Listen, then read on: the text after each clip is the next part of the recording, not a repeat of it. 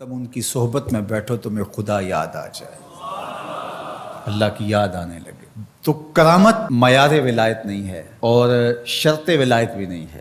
تھوک کے حساب سے مارکیٹ میں بہت سارے لوگوں کی جعلی کرامات موجود ہیں، تو اولیاء کے لیے ہم عقیدت اور محبت کے جذبات رکھتے ہیں، تو پھر مارکیٹ میں 2 نمبر بھی اس کا آئے گا۔ اور ہمیں پتہ ہے غذائی اجناس سے لے کر کے ادویات تک اور دیگر ضروریات زندگی تک کہ اصل کیا ہے اور نقل کیا ہے، تو ہمیں اس میں بھی غور و فکر کرنا چاہیے کہ اصل کیا ہے اور نقل کیا ہے، نہ یہ کہ ہم چند بدطینت لوگوں کی وجہ سے حقیقت کا انکار کر دیں۔ تو آج بھی کچھ لوگ ہیں جو کہتے ہیں جی چھوڑو، ہم نہیں مانتے کرامتوں شرامتوں کو، اس طرح کے لفظ بولتے ہیں، جبکہ کرامت کا من حیث الکرامت انکار کفر ہے۔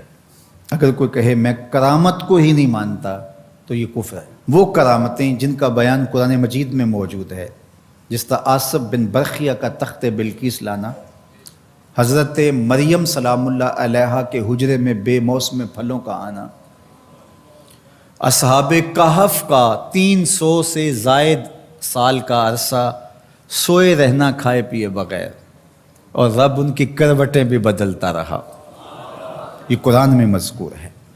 تو اس کا انکار بھی کفر ہے، قرآن کا انکار لازم آتا ہے۔ اگر کسی کرامت کا بیان حدیث متواتر میں ہو تو اس کا انکار بھی کفر ہے، لیکن ایسی کوئی کرامت نہیں جس کا ذکر حدیث متواتر میں ہو۔ البتہ احادیث مشہورہ اور احادیث احاد میں کرامات کا بیان موجود ہے، تو ان کا انکار بھی گمراہی ہے۔ جس طرح وہ 3 لوگ جو غار میں پھنس گئے تھے، انہوں نے پھر دعائیں کی اور پتھر ہٹا۔ جریج کا واقعہ موجود ہے، صحابہ کی کرامات موجود ہیں، حضرت عمر کے رکے سے دریائے نیل کا چلنا، اس طرح جو مسلمہ بزرگ ہیں ان کی کرامات کا انکار کرنا محرومی ہے۔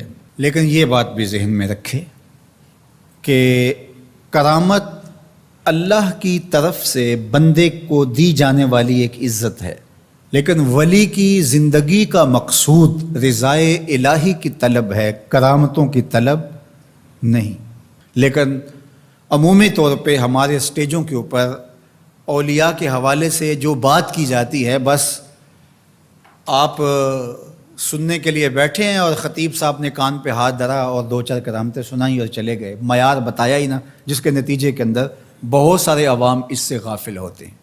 میں اللہ کا شکر ادا کرتا ہوں کہ ہم نے ہمیشہ اس بات کا التزام کیا ہے کہ لوگوں کے سامنے پوری تصویر رکھیں، کیونکہ مجھے اس بات کا احساس ہے کہ آپ لوگ کتنی محنت کر کے کہاں کہاں سے چل کے آتے ہیں۔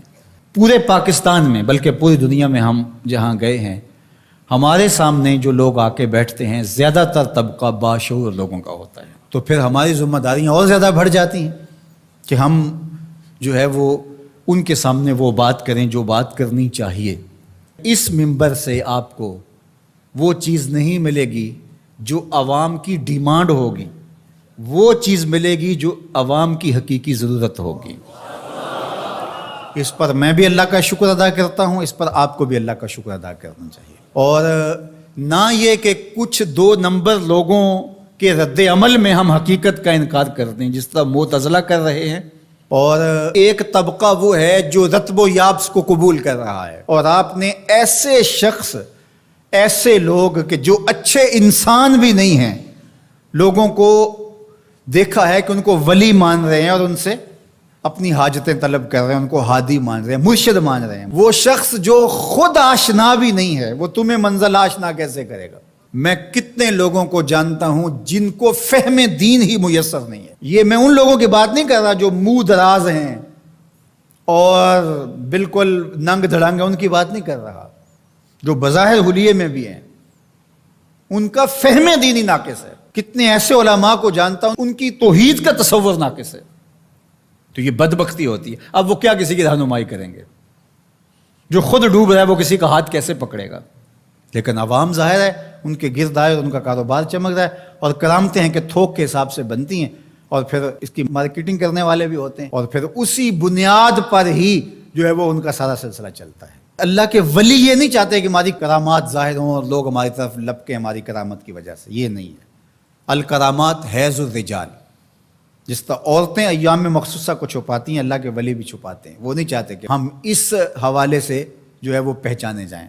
باقی دور موجود کے اندر کسی صالح متقی شخص کی کوئی ایسی بات سامنے آئے تو شریعت کے میزان پہ پرکھا جائے، اگر وہ شریعت سے متصادم نہیں ہے تو مان لیں۔